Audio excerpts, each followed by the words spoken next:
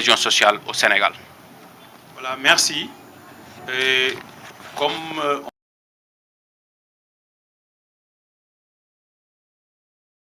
lorsque nous sommes dans le cadre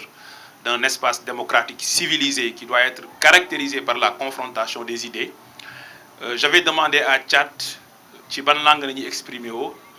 Il m'a dit nañu wax en wolof. C'est pourquoi je vais m'exprimer en wolof pour faciliter sénégalais yi nga xam ne ñu ngi ñuy déglu ci gox yu fasantiku même su dee du wolof kase mooy làkk ci réew mi mais langue nationale la bu ñu bëri dégg ñu mën a comprendre.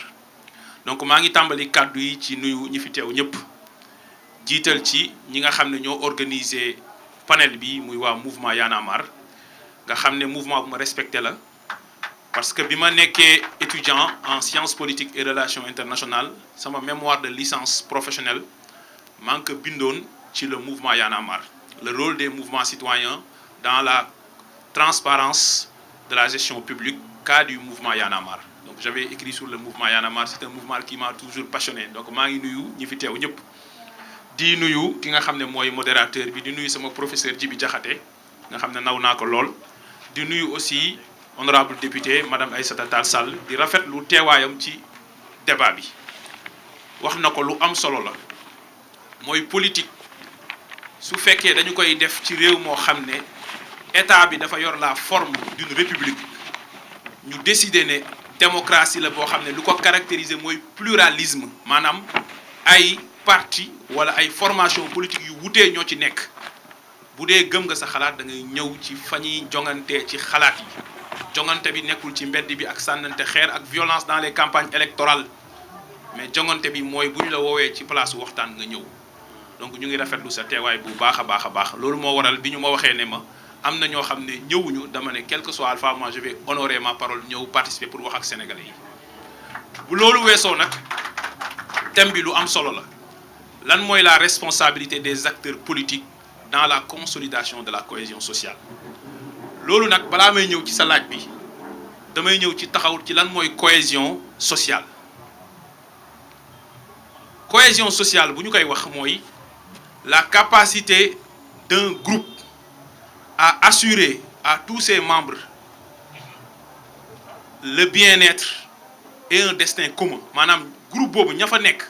ñu fexe ba groupe bi assurer leen ñu am benn destin commun bu leen boole mooy li mu wax l'unité nationale. te Sénégal bu dee groupe boobu li ñu boole fii ñun ñëpp quelle que soit suñu divergence wala suñu différence boobu pas divergence mais différence ci race ci religion ci région ci ethnie li ñu boole mooy la nation.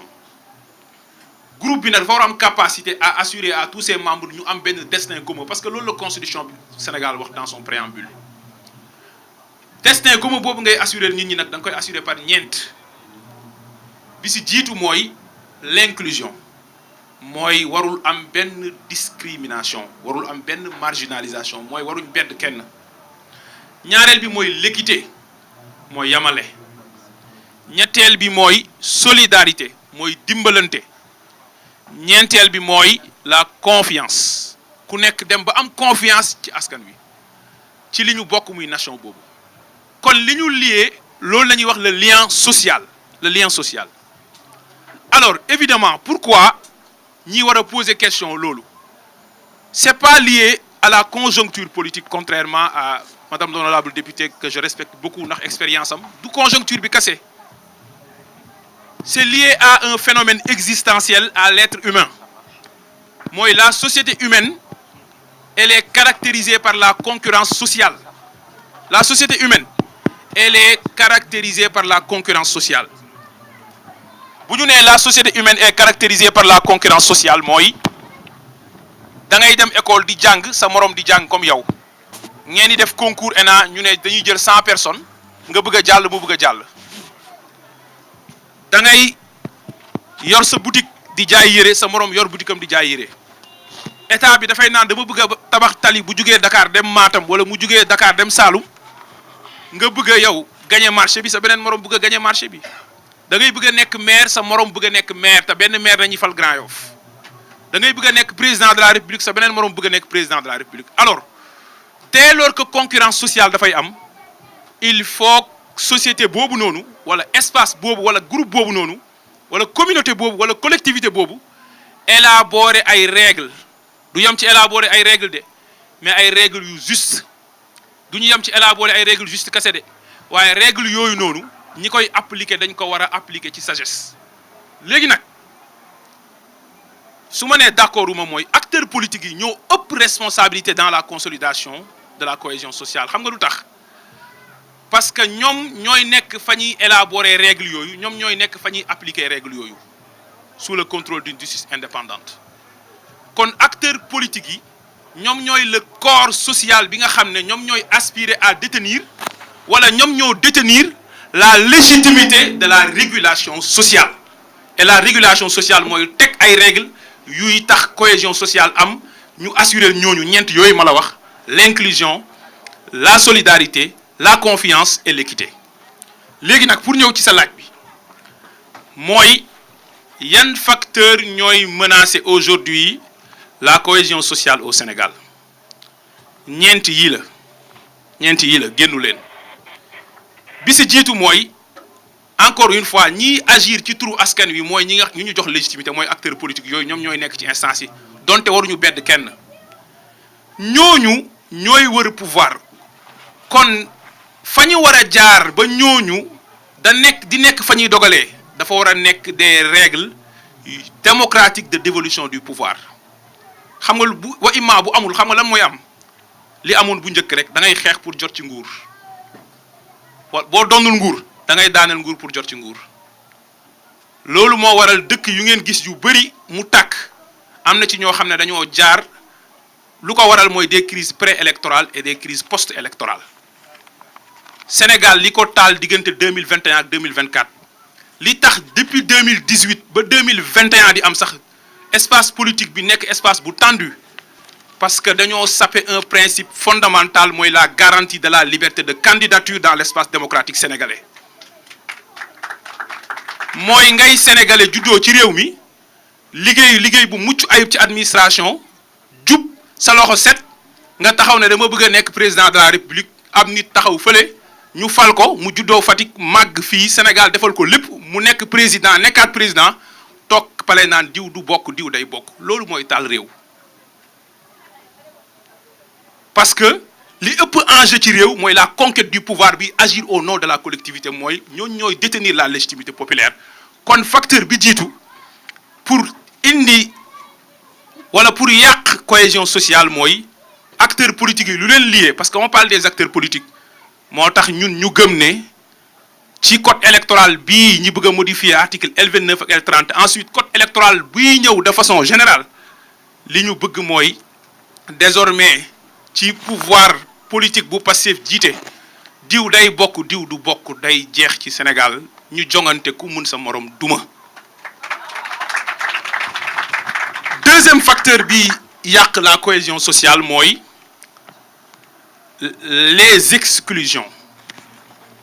il faut être inclusif mooy askan wi amul beddi wante nit ki c'est pas parce que da ngeen wutee xalaat nga bugg ko génnee du champ politique ay terroriste ngeen ay rebelle ngeen ay insurrectionnel ngeen loolu day yàq espace politique parce que nit ki boo ko génnewee du champ démocratique lan lay def bu nekkul démocrate dëgg-dëgg mun na ut yeneen moyen te ñun defuñu ko nag dañoo dem tànn sax suñu parti 5 nit ne kii bu bokkul kee bokk kii bu bokkul kee bokk kii bu bokkul kee bokk kii bu bokkul kee bokk yamuñu foofu ñu jël ñu bokkul suñu parti jox leen parrainage bi gën a wóor muy parrainage parlementaire ne quel que soit alpha on va participer aux élections kon dañuy tontu ñiy wër ci àdduna bi ci kanamu Nations Unies naan ay insurrectionnels ñoo bëggoon fort pouvoir par la rue wax dëgg yàlla histoire yàggagu fi bañ koy mën a manipuler su ma nee lutter contre les exclusions mooy rafetlu naa madame la ministre bu teew fii waaye damay fàttali ne rafetul ci démocratie Sénégal ministre des affaires étrangères bu Sénégal dem ci kanamu Union européenne ci commission wala bu parlement naan Sénégal ay terroristes ñoo fa nekk même terroristes yooyu nga wax quelques mois ñu voté loi d'amnistie nga dem défendre ko en tant que ministre de la justice à l'Assemblée nationale ñooñu génn kaso sénégalais yi jël terroristes yooyu jox leen 54% dès le premier tour ñu def pouvoir bi 2 ans terroristes yooyu ñoo nekk ci bopp réew mi de yow nga nekk fi député nekk fi président du groupe parlementaire di wër réew mi yor sa passeport diplomatique di débat nu mu la neexee di toog fii di participer à des panels terroristes yooyu taaluñu la dóoruñu la rayuñu la. Ok. Alors pourquoi je dis ça c'est pour dire que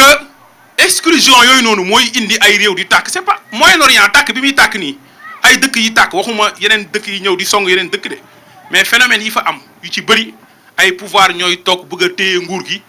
te di exclure nit ñi fi may daanelee si yeneen ñaari facteurs yi mooy citoyens yi ñàkk confiance ci seen gouvernant ci ni ñu yoree seen alalu réew ci yorin boo xam ne leerul ak ci yorin boo xam ne sellul ñaari yooyu boo amee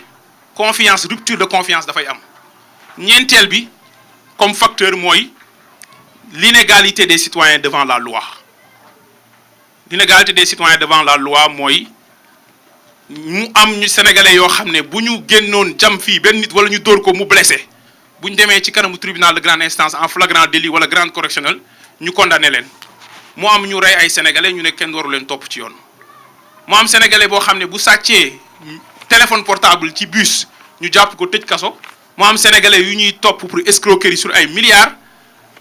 ñu war a rendre compte de leur gestion am ay nit yu taxaw ne ñooñu dañ leen war a bàyyi au nom de la démocratie non